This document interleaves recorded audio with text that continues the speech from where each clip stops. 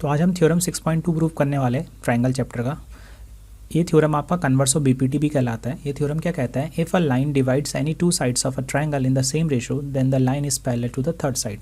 अगर किसी ट्रायंगल में कोई लाइन क्या करती है, आपका ट्रायंगल के दो साइड्स को इक्वल रेशो में बांटती है, तो जो लाइन ऐसा कर रही है वो क्या होगी, थर्ड साइड के क्या होगी, पैरेलल होगी। तो जैसे कि इस डायग्राम में हमको दिख रहा है कि ए बी सी एक क्या है, आपका ट्रायंगल है, और डी ई ने आपका ए बी और ए सी को क्या कर दिया, दो इक्वल रेशो में बांट दिया है। A D upon B D और ए ई अपॉन सी क्या है, बराबर है।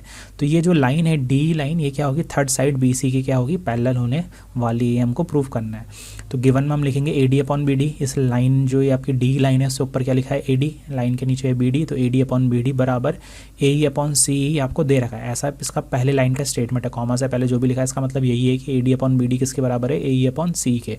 और उसके बाद वो क्या कह रहा है, then the line is parallel to the third side. तो जो लाइन ऐसा कर रही है, किस लाइन ने काटा है इन दोनों को, डी लाइन ने डिवाइड कर रखा है। तो ये डी लाइन क्या होगी, जो तीसरी साइड बच गई बी सी, उसके क्या होगी, पैरेलल होगी। तो हमको टू प्रूफ में क्या करना है कि डी किसके पैरेलल है, बी सी के। ये जो मैं प्रूफ कर रहा हूँ ये एनसीईआरटी के प्रूफ से थोड़ा सा अलग है। हम इसमें क्या करेंगे, सिमिलैरिटी का कॉन्सेप्ट लगाएंगे। एनसीईआरटी में आपका थ्योरेटिकल अप्रोच से प्रूफ कर रखा है। तो सबसे पहले मैं क्या करूँगा, इसको लिखना स्टार्ट करता हूँ। जो A D upon B D है वो किसके बराबर है, ए ई अपॉन सी के क्या है, इक्वल है। ठीक है। अब क्या करूँगा, मैं रेसिप्रोकल करूँगा दोनों साइड। रेसिप्रोकल मतलब हम न्यूमरेटर को डिनोमिनेटर बना देंगे, डिनोमिनेटर को न्यूमरेटर बना देंगे। ठीक है। तो यहाँ पर आपका बी डी कहाँ जाएगा, ऊपर, और रेसिप्रोकल करेंगे तो यहाँ पर आ जाएगा ए डी, यहाँ पर आएगा सी, ऊपर आ जाएगा, और डिवाइड में चला जाएगा ए ई। ये करने के बाद क्या करने वाले हम दोनों साइड वन ऐड करेंगे। इक्वेशन के दोनों साइड में कुछ भी कर सकता हूँ, तो मैं इक्वेशन के दोनों साइड ऐड वन करूँगा। Add one both side of equation. Equation के दोनों साइड में वन ऐड करूँगा, तो यहाँ पर लिखूँगा one plus B D upon A D, और ये किसके बराबर है, वन प्लस सी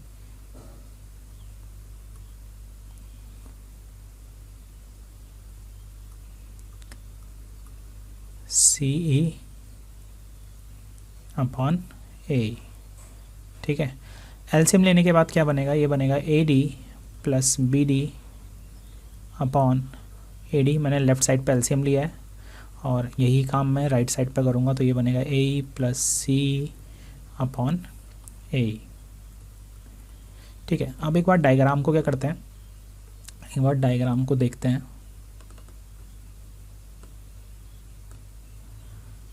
अगर मैं डायग्राम को देखूँ, एक काम करते हैं, डायग्राम को थोड़ा सा नीचे कॉपी कर लेते हैं।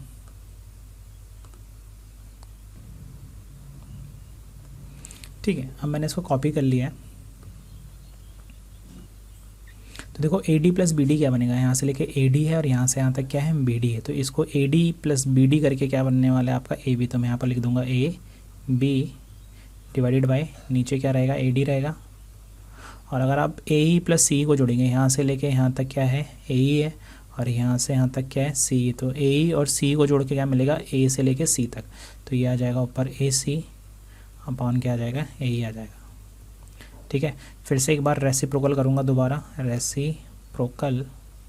तो ये क्या बनेगा, A D upon A B नीचे लाएगा, और ए ई, और यहाँ पर रेसिप्रोकल करने के बाद क्या आ जाएगा, नीचे क्या आ जाएगा, ए सी आ जाएगा। अब ऐसा क्यों करा है, देखिए इससे मेरे को क्या मिलेगा, मैं दो ट्रायंगल क्या करने वाला हूँ, सिमिलर करने वाला हूँ। तो मेरे को दो साइड्स का रेशियो क्या चाहिए, बराबर चाहिए। तो कौन कौन से आपके दो ट्रायंगल है, तो इसको हमें भी देखते हैं। मैं दोबारा से ड्रॉ कर लेता हूँ, यहाँ पर ही बगल में बना लेता हूँ। तो मैं करना चाहता हूँ ए डी ट्रायंगल को। तो ऊपर है आपका ए डी ई ट्रायंगल, ये वाला ए डी ई, और ये पूरा ट्रायंगल ए बी सी, ये है आपका ए बी सी। इसको मैं अलग से क्या कर देता हूँ, सेपरेट करके बना देता हूँ ताकि आपको इजीली समझ में आ जाए। अब देखो ये करने के बाद जब मैंने इतना कर लिया है तो मैं यहाँ पर लिखूँगा, मैं यहीं लिख दे रहा हूँ बगल में। तो देखिए इन ट्रायंगल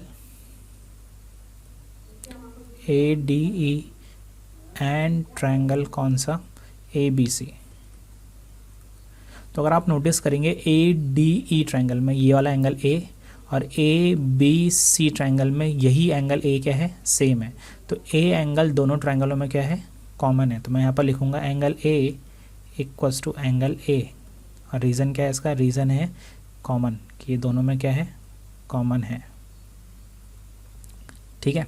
अच्छा, दूसरी तरफ इस साइड का रेशो ए डी और ए बी का ratio A D upon A B, तो इस साइड और इस साइड का ratio A D upon A B बराबर है ए ई अपॉन ए सी के, ए ई अपॉन ए सी के। ए ई का रेशो किसके साथ, ए सी के साथ क्या है, बराबर है, और ए डी और ए बी का रेशो बराबर है। कैसे, ये भी अभी मैंने यहाँ पर प्रूव किया है, तो यहाँ पर मैं लिख सकता हूँ प्रूव्ड अबव, के ऊपर मैं प्रूव कर चुका हूँ, प्रूव्ड अबव। ठीक है। अच्छा, तो triangle A D E similar हो गया आपका ट्रायंगल किसके, ए बी सी के। कौन से रूल से है, तो ये हो गया आपका साइड एंगल साइड, SAS। अच्छा, ये कॉन्ग्रेंट नहीं है, सिमिलर है। ठीक है, कॉन्ग्रेंट और सिमिलर दोनों डिफरेंट होते हैं। कॉन्ग्रेंट हम क्लास 9 में पढ़ते हैं, सिमिलैरिटी हम क्लास 10 में पढ़ते हैं। ठीक है, सिमिलर ट्रायंगल में कॉरस्पॉन्डिंग एंगल क्या होते हैं, आपके इक्वल होते हैं। तो यहाँ पर अगर मैं एंगल ए डी लेता हूँ, एंगल ए डी ई, ये वाला एंगल, ठीक है, तो यहाँ से कौन सा एंगल आएगा, ए बी सी। यहाँ से लिया मैंने ए डी, और यहाँ से कौन सा आएगा, सेम सीक्वेंस में ए बी सी। तो ए बी सी कौन सा है, ए बी सी। ये दोनों एंगल क्या हो जाएंगे, बराबर हो जाएंगे। ठीक है, तो एंगल ए डी सी बराबर एंगल क्या आ जाएगा, ए बी सी। क्यों, इन सिमिलर ट्रायंगल कॉरस्पॉन्डिंग जो एंगल होता है, कॉरस्पॉन्डिंग मतलब यहाँ पर ए के कॉरस्पॉन्डिंग में कौन सा एंगल है, ए, डी के कॉरस्पॉन्डिंग में कौन सा एंगल है, बी, और ई के कॉरस्पॉन्डिंग में कौन सा एंगल है, सी। तो कॉरस्पॉन्डिंग एंगल क्या होते हैं, सेम होते हैं, आर इक्वल। तो ये इसका क्या हो गया, रीजन हो गया आपका कि ये दोनों एंगल आपके बराबर क्यों है। अब देखिए मैंने ऐसा करा क्यों है, तो इसके लिए थोड़ा बहुत क्लास 9 में हम एक चीज़ समझते हैं। क्लास 9 में आपको पता है दो लाइनें पैरेलल है, और इस लाइन को हम कहते थे ट्रांसवर्सल। तो अगर हम एक एंगल लेते हैं, फिर ये नेक्स्ट वाला एंगल जो है इसको छोड़ देते हैं, इस वाले एंगल को हम छोड़ देते हैं, फिर ये वाला एंगल लेते हैं, तो ये एंगल बराबर होते हैं। पर इसके लिए कंडीशन क्या होगी, लाइन क्या होनी चाहिए, पैरेलल होनी चाहिए। तो अगर ये और ये एंगल कहलाते हैं कॉरस्पॉन्डिंग एंगल। ठीक है, क्लास 9 में हमने alternate angle, corresponding angle, different type के एंगल सीखे थे, वर्टिकली अपोजिट। तो ये कॉरस्पॉन्डिंग जो एंगल है वो तभी बराबर होते हैं जब लाइन क्या होती है, पैरेलल होती है। तो जब मैं ADC और ABC को बराबर कर दूंगा, किससे, इस वाले रीजन से। रीजनिंग क्या करिए मैंने कि सिमिलर ट्रायंगल में अगर ट्रायंगल सिमिलर है तो उनके कॉरस्पॉन्डिंग एंगल इक्वल होते हैं। बट मैं क्या बोलूँगा, ये कैसा एंगल है, क्लास 9 वाले कॉरस्पॉन्डिंग एंगल है। ये कॉरस्पॉन्डिंग एंगल और जो क्लास 9 वाला कॉरस्पॉन्डिंग है, थोड़ा अलग अलग मीनिंग है उनका। ठीक है, बट मैं यहाँ पर लिखूँगा दे आर, कौन सा angle, they are corresponding angle.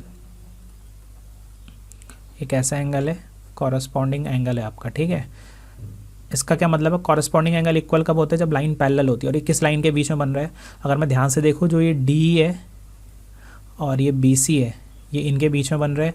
और जो AB लाइन है आपका, ये वाली लाइन AB, ये किसकी तरह काम कर रही है, ट्रांसवर्सल लाइन की तरह काम कर रही है। तो ये एंगल और ये एंगल, अगर आप ध्यान से देखेंगे, ये एंगल लिया, ये वाला एंगल क्या कर दिया आपने, छोड़ दिया, ये नहीं लिया, और फिर ये वाला लिया।